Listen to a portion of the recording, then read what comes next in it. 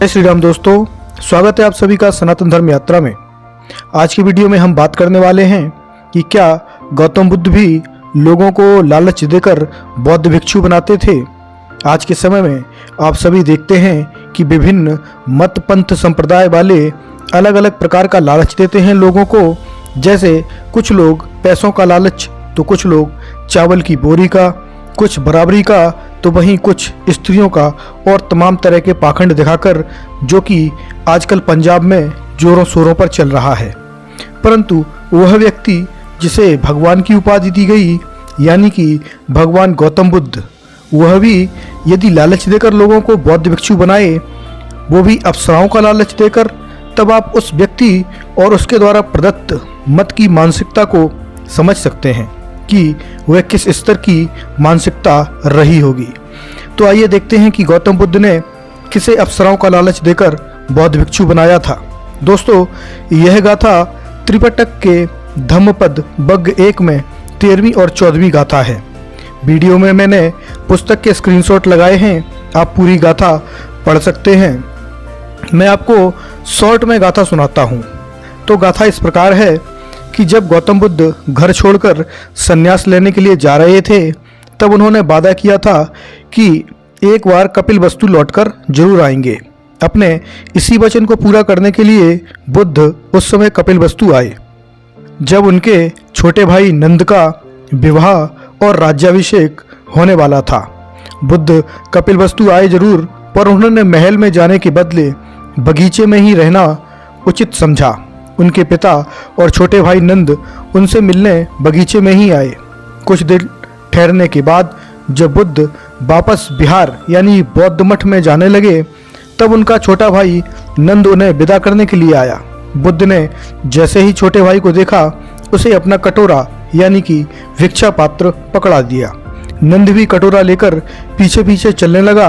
नंद ने सोचा कि थोड़े दूर जाने के बाद बुद्ध उससे कटोरा वापस ले लेंगे और वह वापस महल लौट जाएगा, पर बुद्ध ने ऐसा नहीं किया और नंद कटोरा थामे बुद्ध के पीछे पीछे बिहार तक पहुंच गया।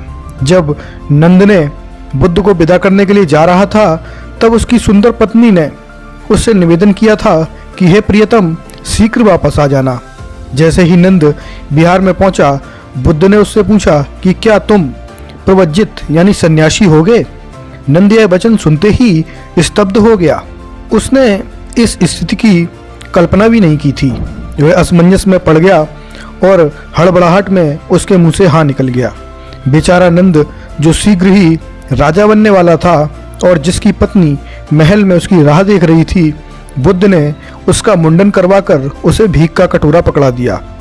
नंद अनिच्छा से ही सही, पर बुद्ध के सम्मान में भिक्षु तो बन गया, पर उसका मन सदैव अपनी होने वाली पत्नी की याद में ही लगा रहता था।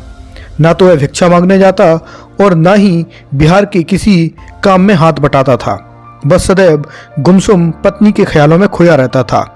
नंद की स्थिति के बारे में जब बुद्ध को पता चला, तो वो एक दिन नंद को लेकर ऐसी जगह गए जहाँ बहुत सुंदर सुंदर लड़कियाँ थीं। बुद्ध ने पूछा, नंद, क्या तुम्हें ये स्त्रियाँ चाहिए? नंद शांत रहा और कुछ उत्तर नहीं दिया। फिर बुद्ध बोले, यदि तुम ब्रह्मचर्य का पालन करोगे, ध्यान लगाओगे और मेरे बताए मार्ग पर चलोगे, तो मैं तुम्हें ये सुंदरियां दिला दूंगा। वैसे आपको बता दूं, यहाँ पर बुद्ध नंद को स्वर्ग लेकर गए थे, जो कि कई जगह पर शिल्प में बनाया हुआ है, जहाँ पर उन्होंने स्त्रियां दिखाई थीं। अब बुद्ध की बात सुनने के बाद नंद के मन में सुंदरियों का लालच आ गया और वह अपनी पत्नी को भूलकर ध्यान लगाने लगा। अब दूसरे भिक्षु उसे चिढ़ाते भी थे कि नंद सुंदरियों के लालच में ध्यान लगाता है, पर नंद आखिरकार संन्यास में रम गया। इस गाथा को बताने का मेरा तात्पर्य यह है कि जो बौद्ध या नव बौद्ध कहते हैं कि बौद्ध धर्म दुनिया में शांति, करुणा और समानता से फैला है, उन्हें मैं बता दूं कि बुद्ध ने अपने सगे भाई को स्त्रियों का लालच देकर बौद्ध बनाया था। उससे उसकी इच्छा के विरुद्ध सन्यासी बनाकर उसका पूरा जीवन छीन लिया, बिना उससे यह पूछे कि वह अपने जीवन में क्या चाहता है। कुछ नवबौद्ध कुरान के अल्लाह द्वारा मुसलमानों को 72 हुर्रियत देने की बात पर मजाक बनाते हैं, तो उन्हें भी बुद्ध का यह वचन मंथन करना चाहिए कि बुद्ध ने भी किस तरह सुद्रियों का प्रलोभन दिया और बुद्ध ने यह प्रलोभन अपने सगे भाई को दिया। तो संभव है उस दौर में दूसरे भिक्षुओं को भी ऐसा ही लालच दिया गया होगा। तो पौए भर के दिमाग वाले खीर जानियों, दूसरे के फटे में टांग अड़ाने से पहले अपना फटा पजामा भी देख लो कि बुद्ध खुद कैसा कैसा लालच देते थे। दोस्तों, यह जानकारी आपको कैसी लगी कृपया कमेंट सेक्शन में बताइए। बने रहिए सनातन धर्म यात्रा के साथ और लेते रहिए रोचक एवं धार्मिक जानकारियां प्रमाणों के साथ। धन्यवाद। जय श्री राम।